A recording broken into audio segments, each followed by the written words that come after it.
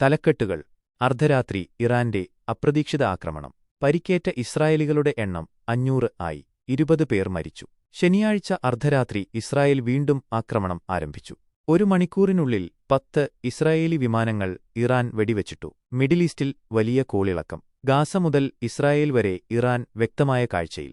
കെട്ടിടാവശിഷ്ടങ്ങൾക്കിടയിൽ കുടുങ്ങിയ ഇസ്രായേലികൾ മരണത്തിനായി നിലവിളിച്ചു. ഇസ്രായേലി ശാസ്ത്ര ഗവേഷണ കേന്ദ്രത്തെ ഇറാൻ ലക്ഷ്യം വെച്ചു. പുറത്തുവന്ന CCTV ദൃശ്യങ്ങളിൽ നിന്ന് ഞെട്ടിപ്പോയ ഇസ്രായേലികളുടെ പ്രതികരണം ഒരു അളവുകോലായി. ഇസ്രായേലിന്റെ എണ്ണ ശുദ്ധീകരണശാലയും ഇറാൻ ആക്രമിച്ചു. ഇസ്രായേലിന് രക്തദാനം നിർത്തിവെച്ചു. ഇസ്രായേൽ ശക്തി പ്രാപിക്കും എന്ന് ആരോഗ്യമന്ത്രാലയത്തിന്റെ അഭ്യർത്ഥന. വിശ്വാസ നേതാവിനെ ലക്ഷ്യം വെച്ചതാണെന്ന് ഇസ്രായേൽ പറഞ്ഞു. തെറ്റായ വിജയകഥകളുടെ ചുരുളഴിക്കാൻ നെതന്യാഹു ഹൂത്തികളെ തിരിച്ചടിച്ചു. ശനിയാഴ്ച അർദ്ധരാത്രിയിൽ ഇറാനിൽ ഇസ്രായേൽ വീണ്ടും ആക്രമണം നടത്തി. തുടക്കം മുതൽ ഒരു മണിക്കൂറിനുള്ളിൽ 10 ഇസ്രായേലി യുദ്ധവിമാനങ്ങൾ വെടിവച്ചിട്ടതായി ഇറാൻ പ്രഖ്യാപിച്ചു. ഇറാനിലെ ഒരു തെക്കൻ നഗരമായ ബന്ദർ അബ്ബാസ് ലക്ഷ്യമിട്ടുള്ള ഇസ്രായേലി ആക്രമണത്തിൽ ഇസ്രായേലി വ്യോമ ആയുധങ്ങൾ ഇറാന്റെ വ്യോമ പ്രതിരോധ സംവിധാനങ്ങളെ നേരിട്ടുവെന്ന് അൽ ജസീറ ന്യൂസ് റിപ്പോർട്ട് ചെയ്തു. അതുപോലെ തെക്കൻ നഗരമായ ഗംഗനിലെ പാഴ്സി എണ്ണ ശുദ്ധീകരണശാലയും ഇസ്രായേൽ ആക്രമിച്ചു. അതേസമയം ഇസ്രായേലിന്റെ എല്ലാ വ്യോമാതിർത്തിയും ഇറാൻ ആയുധങ്ങൾ തടഞ്ഞുനിർത്തി ആക്രമിക്കുന്നതായി അൽ ജസീറ റിപ്പോർട്ടർ പോസ്റ്റ് ചെയ്തു. അതേസമയം 10 ഇസ്രായേലി യുദ്ധവിമാനങ്ങൾ വെടിവച്ചിട്ടതായി ഇറാൻ അവകാശപ്പെട്ടു. ഏതാനും മണിക്കൂറുകൾ കൂടി ഇതുവരെയില്ലാത്ത ഒരു നാശം ഇസ്രായേലിനും സംഭവിക്കുമെന്ന് ഇറാൻ മുന്നറിയിപ്പ് നൽകി. അതുപോലെ ഇറാന്റെ ആണവായുധങ്ങൾ ഇനി ആർക്കും ഉൽപ്പാദനം നിർത്താൻ കഴിയില്ല. ഇറാനുമായി ഇനി ചർച്ചയില്ല. ഇസ്രായേൽ ഒരിക്കലും വരില്ലെന്ന് രാഷ്ട്രീയ നിരീക്ഷകൻ അക്കിയ പറഞ്ഞു. ശനിയാഴ്ച അർദ്ധരാത്രി ഇറാൻ ഇസ്രായേലിൽ ആക്രമണത്തിന്റെ രണ്ടാം ദിവസം ഏകദേശം 10 പേർക്ക് ജീവൻ നഷ്ടപ്പെട്ടു. 150ലധികം പേർക്ക് പരിക്കേറ്റു. ഇറാനിലെ എണ്ണക്കിണറുകളും ഇസ്രായേൽ സൈനിക ആസ്ഥാനങ്ങളും ലക്ഷ്യമിട്ട് തുടർച്ചയായ രണ്ടാം ദിവസവും ആക്രമണം നടത്തി. ഇതിനുള്ള മറുപടിയായി ശനിയാഴ്ച ഇറാനും അതിന്റെ രണ്ടാമത്തെ പ്രതികാര നടപടികളോടെയാണ് ദിവസം ആരംഭിച്ചത്. Tel Aviv, Haifa, Jerusalem, Galilee പ്രദേശങ്ങൾ ഇത്തവണ ലക്ഷ്യം വെച്ചു. ഇതിൽ ഹൈഫയിൽ ഇസ്രായേലിലെ എണ്ണക്കിണറും തെൽ അവീവിലെ നിലവിലുള്ള ശാസ്ത്രഗവേഷണ കേന്ദ്രവും ഇറാനിയൻ മിസൈലുകളാൽ നശിപ്പിക്കപ്പെട്ടു. തെൽ അവീവിൽ മാത്രം 6 സ്ഥലങ്ങൾ ഇസ്രായേൽ അധിനിവേശം ആക്രമിക്കപ്പെട്ടുവെന്ന് മാധ്യമങ്ങളാണ് വാർത്ത പുറത്തുവിട്ടത്.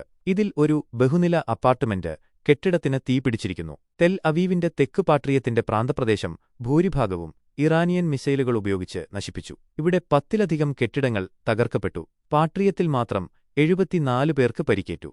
ഏകദേശം 30 പേർ ഒരു കെട്ടിടത്തിന്റെ അവശിഷ്ടങ്ങൾക്കിടയിൽ കുടുങ്ങിക്കിടന്ന് രക്ഷയ്ക്കായി നിലവിളിച്ചു. അതുപോലെ പ്രധാന നഗരമായ റഹോബത്തിലും 30ലധികം ആളുകൾക്ക് പരിക്കേറ്റിട്ടുണ്ട്. രക്തത്തിന് വലിയ ഡിമാൻഡുണ്ട്. രക്തമുണ്ടെങ്കിൽ ഉടൻ തന്നെ ദാനം ചെയ്യാൻ അധിനിവേശ ഇസ്രായേലികളോട് ഭരണകൂടം അഭ്യർത്ഥിക്കുന്നു. ഇത്തവണ ഡ്രോൺ ആക്രമണവും മിസൈൽ ആക്രമണവും ഇറാനും നടത്തിയിട്ടുണ്ട്. ഇസ്രായേലിന്റെ ആക്രമണത്തെ യമൻ അപലപിക്കുകയും മിസൈലുകൾ വിക്ഷേപിക്കുകയും ചെയ്തു.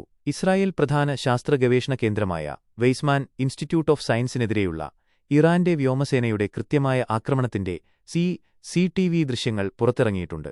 ഞായറാഴ്ച Iran Islamic revolutionary guard corps പുറത്തുവിട്ട വിവരങ്ങൾ പ്രകാരം തെൽ അവീവ് ആക്രമണത്തിന് ബാലിസ്റ്റിക് മിസൈലുകൾ ഉപയോഗിച്ചു. ഈ മിസൈലുകൾ രക്തസാക്ഷി കമാൻഡർ ഹക്ക് കാസിം സുലൈമാനിയുടെ പേരിലുള്ള ഹാജ് കാസിം ക്ലാസിൽപ്പെട്ടതാണെന്ന് പറയുന്നു. ഈ മിസൈലുകൾ ഖര ഇന്ധനമാണ്, വളരെ കൈകാര്യം ചെയ്യാവുന്നതാണ്.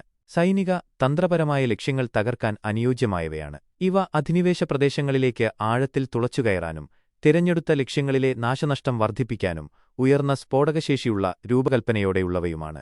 ഇറാൻ അംഗീകരിച്ച കമ്പനി അത് പറഞ്ഞിട്ടുണ്ട്. അതുപോലെ ഓപ്പറേഷൻ ട്രൂ വാഗ്ദത്തം 3ന്റെ ഭാഗമായി ഇസ്രായേൽ ഇമാദ് ബദറും ഹൈഫ നഗരത്തിലേക്ക് ഖൈബർ മിസൈലുകളും കാമികാസെ ഡ്രോണുകളും ഉപയോഗിച്ചു. സങ്കീർണമായവ തടയാൻ ഉപയോഗിക്കുന്ന ഡ്രോണുകൾ അസാധ്യമായ ഒരു ആക്രമണം ഇറാൻ നടത്തിയിരിക്കുന്നു. ഇതിൽ ഹൈഫ നഗരത്തിലെ എണ്ണ ശുദ്ധീകരണശാലയും ആക്രമിക്കപ്പെട്ടതായി പറയുന്നു. കഴിഞ്ഞ 2 ദിവസമായി നടന്ന ഇറാൻ ഇസ്രായേൽ ആക്രമണത്തിൽ ഏകദേശം 500 പേർക്ക് പരിക്കേറ്റു. 100ലധികം പേർ കൊല്ലപ്പെട്ടു. 20ലധികം പേർ മരിച്ചു.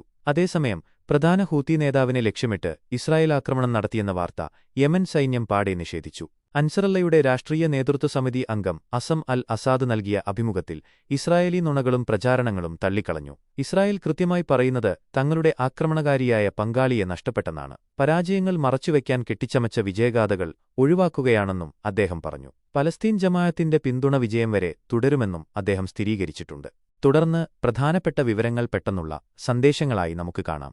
അമേരിക്കയുടെ 2 F-35 വിമാനം വെടിവച്ചിട്ടതായി ഇറാൻ അവകാശപ്പെട്ടു. ഇന്ത്യൻ കോൺസൽ ജനറൽ ഹസൻ മുസൈനിഫേഡ് പറഞ്ഞു.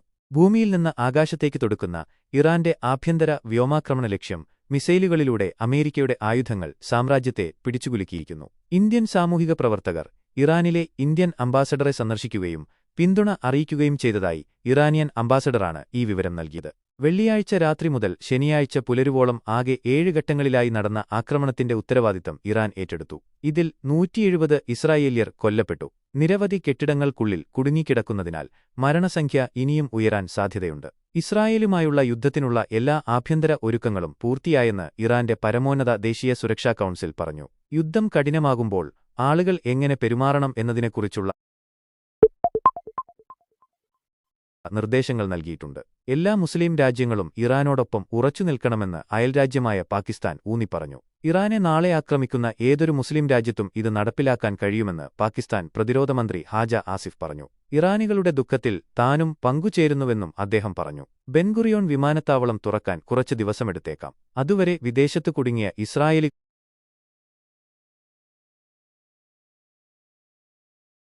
ൾക്ക് തിരിച്ചുവരാൻ കഴിയില്ലെന്ന് ഇസ്രായേൽ സിവിൽ ഏവിയേഷൻ ബോർഡിന്റെ ചെയർമാൻ സാമുവൽ സക്കായ് പറഞ്ഞു. ഇറാനെക്കുറിച്ചുള്ള ഇസ്രായേലിന്റെ നിലപാട് ഏറ്റവും കഠിനമായ ആക്രമണത്തെപ്പോലും അതിജീവിക്കാൻ അസാധ്യമാണെന്ന് ജാപ്പനീസ് പ്രധാനമന്ത്രി ഷിഗാരാക്കി ഇഷിബ അപലപിച്ചു.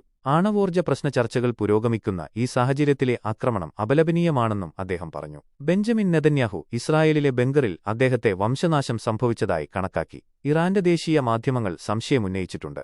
ബെഞ്ചമിൻ നെതന്യാഹുവിന്റെ പെൻകാപ് സിയാൻ എന്ന് പേരിട്ട വിമാനം 2 യുദ്ധവിമാന സുരക്ഷയോടെ ഇസ്രായേലിൽ നിന്ന് പിൻവലിച്ചതായി ഇറാന്റെ ദേശീയ മാധ്യമമായ IRNA റിപ്പോർട്ട് ചെയ്തു. അദ്ദേഹം ഗ്രീസിന്റെ തലസ്ഥാനമായ ഏതൻസിലായിരിക്കാമെന്നും മാധ്യമങ്ങൾ സൂചിപ്പിച്ചു.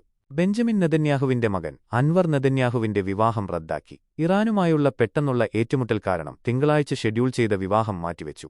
ഗാസയിൽ ഇസ്രായേലി തടവുകാർ വാടിപ്പോകുമ്പോൾ ഇസ്രായേലി പട്ടാളക്കാർ കൊല്ലപ്പെടുന്നു. നെതന്യാഹു സന്തോഷത്തോടെ തന്റെ മകന് ഒരു വിവാഹം നടത്താൻ ഒരുങ്ങിയെന്ന് ഇസ്രായേലി തടവുകാരുടെ കുടുംബങ്ങൾ ആരോപിച്ചപ്പോഴാണ് ഈ വിവാഹം മാറ്റിവെച്ചത്. ഇറാന്റെ ഇപ്പോഴത്തെ ആക്രമണം മാധ്യമങ്ങളിൽ പ്രചരിച്ചുകൊണ്ടിരിക്കുകയാണ്. വരുന്ന വാർത്തകളേക്കാൾ പല മടങ്ങ് വലുതാണ് ഇതിന്റെ ആഘാതം. ഒരു ഇസ്രായേലി മേയർ അത് അമിതമായി പറഞ്ഞുകൊണ്ട് കോളിളക്കം സൃഷ്ടിച്ചു. തെൽ അവീവ് സന്ദർശിക്കുന്ന റിഷാൻ ലെഹിയാൻ നഗര മേയർ റോസ് കെൻസ്ലിറ്റ് ഇറാനിൽ നിന്നുള്ള ആക്രമണം മൂലമുണ്ടായ നാശനഷ്ടങ്ങളെക്കുറിച്ച് അന്താരാഷ്ട്ര മാധ്യമങ്ങളുമായി അഭിമുഖം നൽകി. അതിൽ നിങ്ങൾ മാധ്യമങ്ങളിൽ കാണുന്നതിന്റെ ഫലങ്ങളല്ല ഇവിടെയുള്ളത്. ഇവിടുത്തെ പ്രത്യാഘാതങ്ങൾ മാധ്യമങ്ങളിൽ നിങ്ങൾ കണ്ടിട്ടില്ല. ഇതിനു മുമ്പ് ഇങ്ങനെയൊരു നാശനഷ്ടം ഞാൻ കണ്ടിട്ടില്ല. ഞങ്ങൾ ഒരിക്കലും അനുഭവിച്ചിട്ടില്ല. വാക്കുകൾക്ക് അത് പ്രകടിപ്പിക്കാൻ കഴിയില്ല. ഒക്ടോബർ 7 നടന്ന ഹമാസ് ആക്രമണത്തിന്റെ ആഘാതം മാത്രമല്ല ഇത് എന്നദ്ദേഹം പറഞ്ഞു. ആക്രമണത്തിൽ ഏറ്റവും കൂടുതൽ നാശനഷ്ടമുണ്ടായ പ്രദേശങ്ങളിലൊന്നാണ് റിജാൻ ലെസിയോൺ നഗരം. അതേസമയം പ്രധാനമന്ത്രി നെതന്യാഹു മേയർ റാസ്കിൻസ്ലിറ്റുമായി ബന്ധപ്പെട്ട് അനുശോചനം അറിയിച്ചു. റിഷാൻ ലെസിയൻ നഗരത്തിൽ 2 പേർ കൊല്ലപ്പെട്ടു. 40 ഇസ്രായേലികൾക്ക് ഗുരുതരമായി പരിക്കേറ്റു. അവരിൽ ഗണ്യമായൊരു വിഭാഗം ഇസ്രായേലി സേനകളാണ്.